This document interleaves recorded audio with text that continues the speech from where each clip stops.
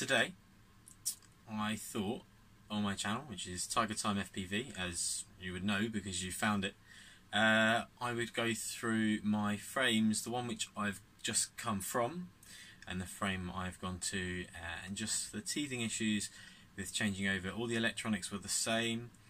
The only difference is the space that I've got in the new frame is so much more space. In my last frame, which was the Vertigo, it was just a bit tight. I was going in a different direction. I thought I was going to be going for more of a racer kind of thing, as in gate racing, and that didn't kind of happen. I got into freestyle quite heavily and really enjoyed it, so I thought, well, I better get a frame that is going to complement that. So I got the new Iflight Lawson battle axe. What I'm going to do now then is go through the last frame and the pros and cons of that, and then go to my new frame, which I've been flying for the last week.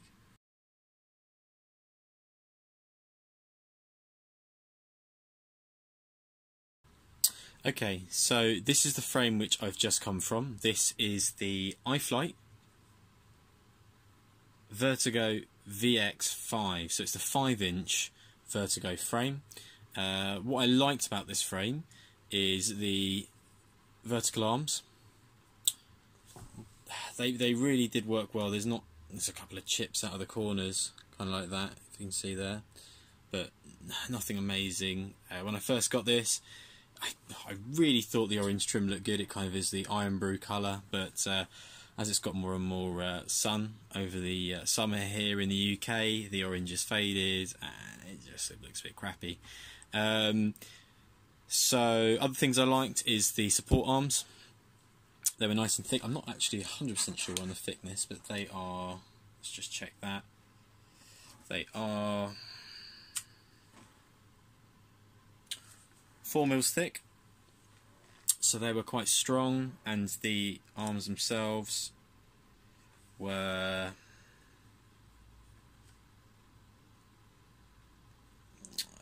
just over 4.5 mils thick, so quite a thick, sturdy arms.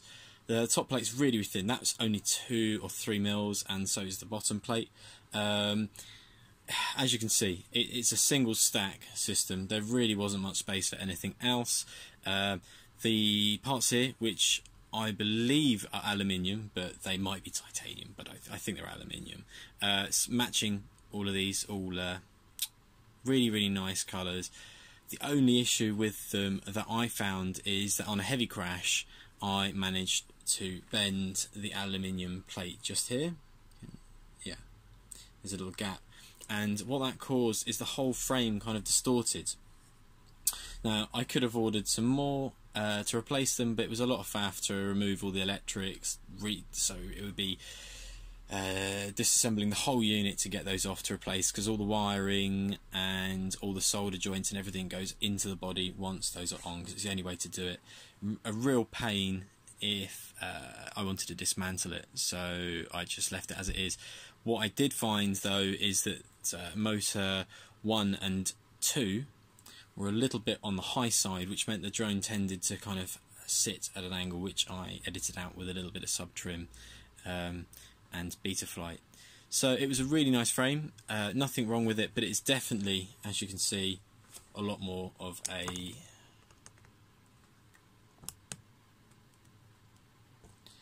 kind of a race frame in the style it is. I could fit a 3-stack in just about, but it was a little bit on the tight side. And I had my camera mount mounted on top just like that, which worked absolutely fine for what I wanted it to do.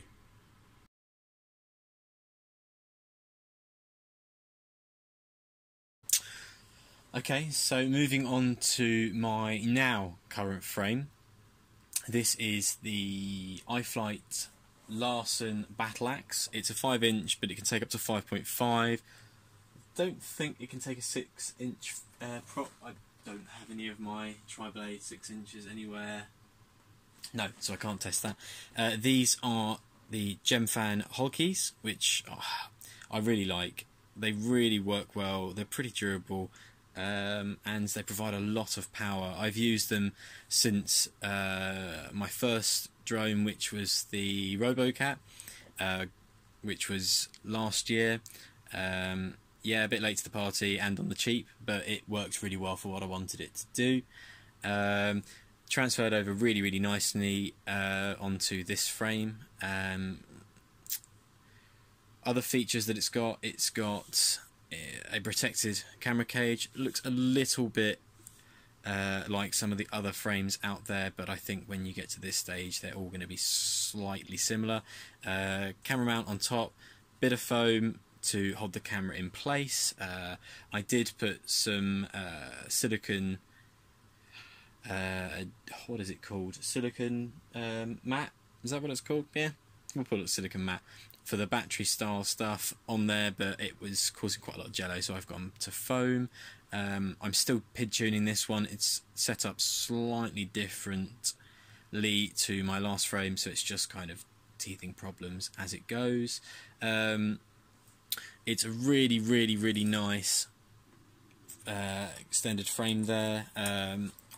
Replaceable arms, you don't have to remove anything to replace the arms, which is really yeah, replace the arms so the main stack can stay where it is and they just unbolt and come clean in one unit, which is quite nice to see. The TPU came with it. Haven't really had TPU apart from camera mounts before. It's working really well. It's given a nice bit of flex to my VTX antenna, but protecting it all the same. I am still using the flysky stuff, so it's got the little i6B dual receiver in there. I've got the Maytech HV VTX, and I'm running the Rotor Riot's flight controller. A little bit of controversial on that side of things, and I think my gyro is slightly out, but nothing to write home about. It's not causing any problems at all. The motors I'm running are the racestars. Again, a little bit controversial, but they're the 2206 2300 kV motors, and they actually work really well, and they look quite nice. They kind of have a little bit of a look of the hype train motors, but they work they're fine. I mean, they come in a pack, they're nice and cheap, and for me they're holding up well. I've had them for about 5 months and not had a single problem with them, and the bearings are still absolutely perfect. Yeah, I think that's kind of all I need to say. I've also got on this particular one, the top plate's off at the moment. With the top plate I've got the GPS mounted on top there, and my battery is a top mount this time rather than a bottom mount of my last frame.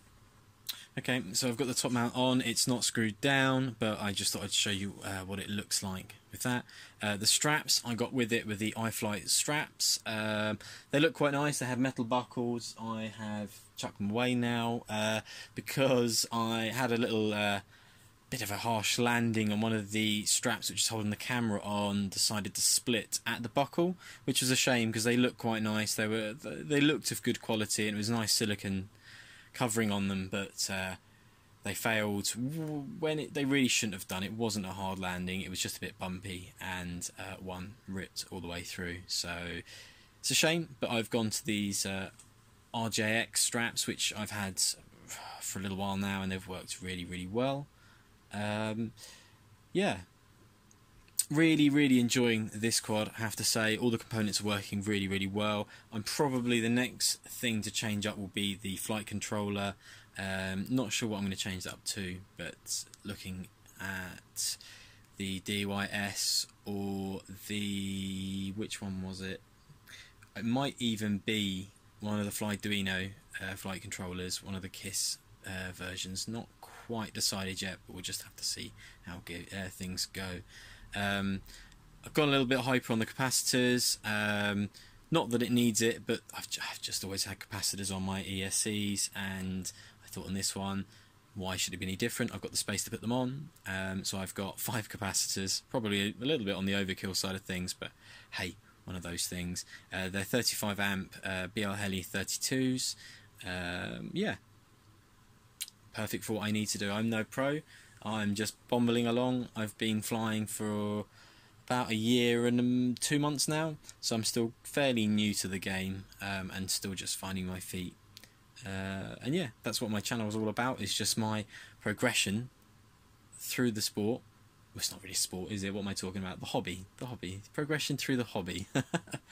And see where it takes me. I've met some really, really amazing people so far, from racers down at the Popham Airfields. I think the event is going to be happening again next year, 2019. It's a nice free event, which was really cool, and meeting loads of racers there in the British scene. And then finding a couple of groups, one which was the Borders model flying group. Unfortunately they don't do quads, but they do fly fixed wings, and I've done a couple of FPV fights with my FPV glider there. They weren't particularly knowledgeable on it, and I'm gonna say that they really do not like quads, which was a shame because I really thought that they would be interested, but it's a proper BMFA flying club. So that's a shame, but hey, moving on. I also found a group called the Chichester and Bognor Regis Flyers. They've been fantastic. I've done a couple of meets with them, did a barbecue later in this year, brought them up to my flying area, which was fantastic to have lots of different people here. And yeah, it's just been very interesting who I've met and people that I never thought I would have got along with. It's what a fantastic hobby. So subscribe and like if you like the video. I know this is no professional viewing of the drone, but I haven't actually seen, apart from there's 2 videos on YouTube about the Iflight Lawson, and neither were in the UK. And I thought, actually, do you know what? Iflight seems to have a bad name, and they really make some fantastic frames, and it just looks fantastic to me. And I really like the detail of the arms with the axe arms. I think that's a really, really cool feature. There we go. Really, really cool feature, and the axe on the underbelly too. I think that's a really, really cool feature. Not that it needs it, but I just think that it just makes all the difference, doesn't it? But thank you very much for watching, and happy flying.